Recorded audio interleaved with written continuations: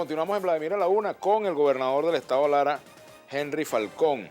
Ahora, Henry, el gobierno habla del combate a mafias que desde la frontera y desde Venezuela hacia Colombia traficaban con este dinero para venderlo a objeto, imagino yo, de falsificar dólares, de acuerdo a lo que han dicho, ¿no? En todo caso, ¿tiene sentido, tiene justificación el combatir a las mafias que el gobierno denuncia de esa manera? Yo lo que creo que ahí hay un gran misterio, Vladimir. Ajá. Yo creo que el gobierno no ha dicho todo lo que debería decir.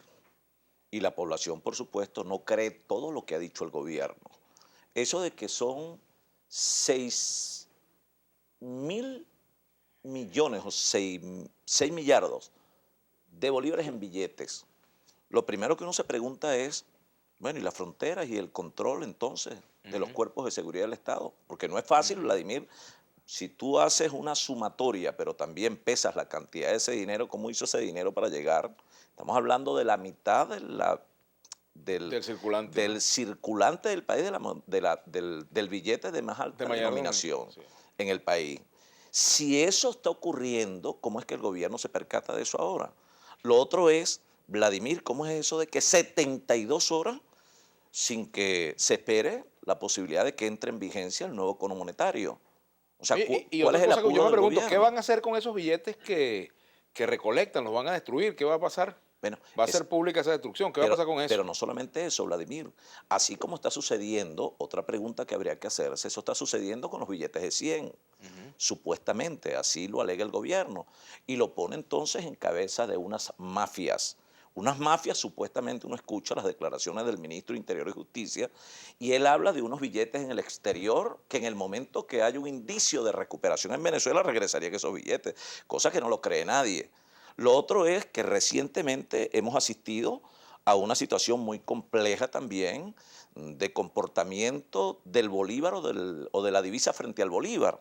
La devaluación inminente sin que haya un referencial, porque no hay cifras que publique el Banco Central de Venezuela sobre crecimiento, cifras de desempleo, no hay números que nos indiquen de verdad cuáles son los elementos que debe manejar Vladimir, el consumidor y además los actores de la economía como referente para poder determinar la tasa de cambio del bolívar frente al dólar. Entonces vivimos en un país donde la economía, el precio del dólar en bolívares está marcado por una página web. O sea, en una economía que está a punto de colapso, frente a un colapso financiero como el que estamos viviendo y frente a unos desequilibrios sociales donde un gobierno amenaza a los sectores más pobres de la población de expropiarles las bombonas de gas y meterlos presos por una protesta cuando es regular ver la decadencia de servicios y los problemas de hambre y de falta de medicamentos en el país. Un gobierno que anuncia medidas y convoca un entendimiento en una mesa de diálogo, pero por otra parte, fíjate, en el caso de las gobernaciones de Estado, el propio presidente de la República anuncia hace 30 días exactamente, nosotros venimos de la vicepresidencia, el Ejecutivo aprobó más de 155.000 millones de bolívares para pago de aguinaldos en gobernaciones y alcaldías. Esto hace 30 días, Vladimir. Y resulta que esto todavía no aparece en Gaceta, pero lo más cumbre de todo esto es que los recursos los están recibiendo solo los gobernadores y alcaldes del PSV. Eso es anticonstitucional, es discriminatorio, es irregular desde cualquier punto de vista. Entonces aquí se están afectando no solo la gobernación de Miranda, la gobernación de Lara, y no son las gobernaciones ni el gobernador. Bueno, ¿y cuántos venezolanos? Porque nosotros no gobernamos a extraterrestres. Nosotros tenemos allí ciudadanos de esta república y yo gobierno para los que votan por mí, pero gobierno para los que no votan por mí. O sea, ¿en qué estado estamos? Siendo ¿En las qué cosas de esa manera, condiciones? Henry, fue un error de la oposición ir al diálogo. ¿Tiene sentido seguir hablando de diálogo? No, en lo absoluto, por el contrario, yo creo que el diálogo tiene más vigencia hoy que ayer. Y el diálogo no muere, el diálogo muere cuando muere la política. El diálogo es consustancial al hecho democrático, a la política. El diálogo no tiene espacios ni tiene tiempo. Yo diría, como ayer leyendo una revista, creo que de Raúl Esté, que le hacía Vanessa Davis, la oposición debe permanecer en el diálogo, sentada en el diálogo como el boxeador en el ring.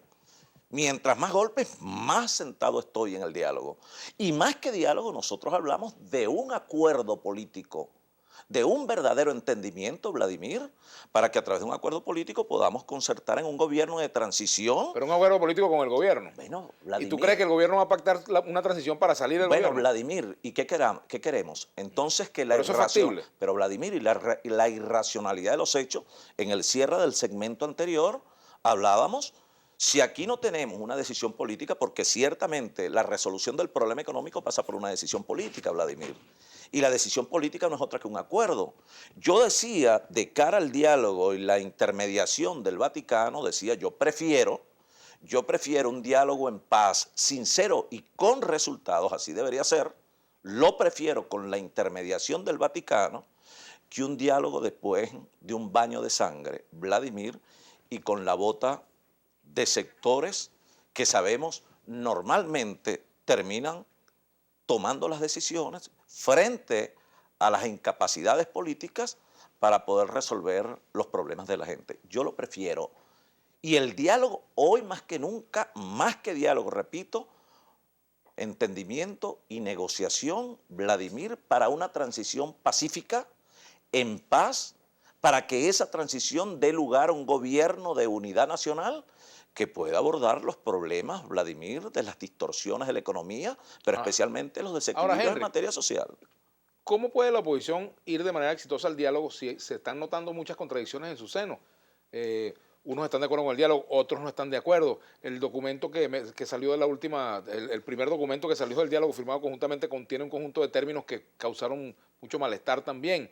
Porque y de diálogo, paso, Capriles dice que hay sectores en la oposición que están negociando con el gobierno y que están corrompidos. Entonces, porque en la MUD, Vladimir, es consenso, pero la MUD también es disenso. En la MUD tenemos pensamientos distintos. Es legítima, por ejemplo, la postura de Voluntad Popular. Es legítima la postura de María Corina Machado. Pero también es legítima la postura de quienes entendemos, Vladimir, que una de las formas de salir de esta crisis estructural en el país es lograr un equilibrio en materia de acuerdos que nos permitan abordar los problemas de la gente. El hambre está aniquilando a la población, especialmente a los más pobres, Vladimir. Tenemos allí una bomba de tiempo, obligados estamos a desmontarla. Ahora, el planteamiento en cuanto al diálogo, bueno, es el mismo planteamiento que se ha hecho en otros espacios, en otros países, Vladimir, en un diálogo que es complejo.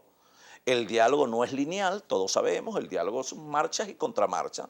Son aspiraciones y cesiones, pero también el diálogo es avance y retroceso.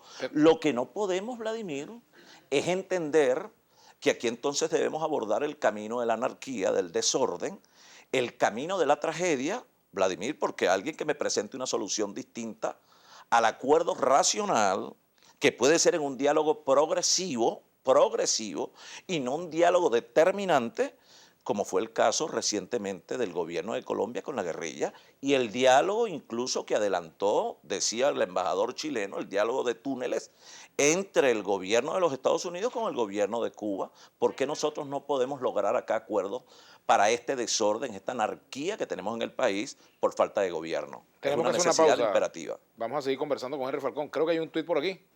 Ajá. Henry, orienta al ciudadano de a pie. ¿Cuál es la realidad de lo que está pasando en el país según tu visión? Manuel Hernández, eso lo hacemos al regreso. ¿Cómo no? Ya venimos con Henry Falcón.